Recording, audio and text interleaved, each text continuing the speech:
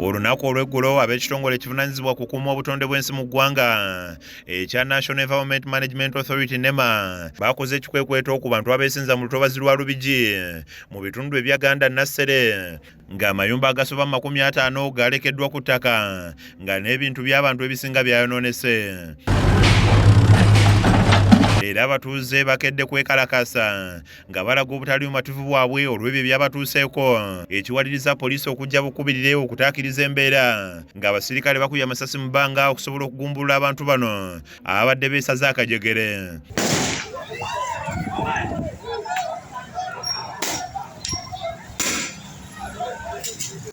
Abamu ku batuuze be twogeddeko nabo bakiikidde abannema ensingo be bagamba nti bataliza abagagga ne babaleka okwegirisiza mu ntobazi olwo ne bayigganya abaavu olw'okubanga tebalina bwogerero. Bagezaako okukwata amawulire amatuufu agatwala eggwanga ligalabe kamere ye gye bakola ki gye baasa. Bugezaako okwekalakaasa olage eggwanga litambula litya bugoba nona enkeera waalwo. Pulezidenti juzi mu kisookera ddala ekyensookera ddala okunnuma ye pulezidenti okukeera enkya n'alagira egamba ngambye bwenti mukole bwe muti enkeera ne bakola byabwe. Kati essaawa z'olwaleero tebalowoozeza ku bantu bagenda kudda mulimu abalina abaana kwegamba abantu bali displace abantu basuze ku muliro twetaaga minisitule y'ebikwate biraze situkiremu. Kansala w'e Ganda abubatuusa obuzibu abutadde ku bakulembeze b'ekyalo kino aba LC abakolera abatuuze endagaano ku ttaka ery'entobazi.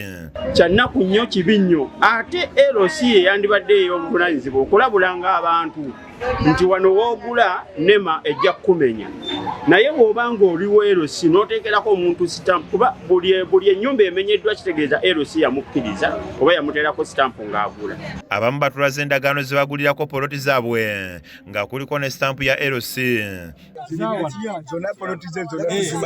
Nti ndi muyaye kuba chairman yateekako sitampu yino okonfamenga nti hiyo sitampu ya LC. Wabula RCC wa Kampala bano yabalabudde nti tewali agenda kuttirwa ku liiso n'alabula n'abo bonna abakyesigiriza nti bajja. Annette Namatovu yakusakidde eggulya eno ku KSTV Agalero.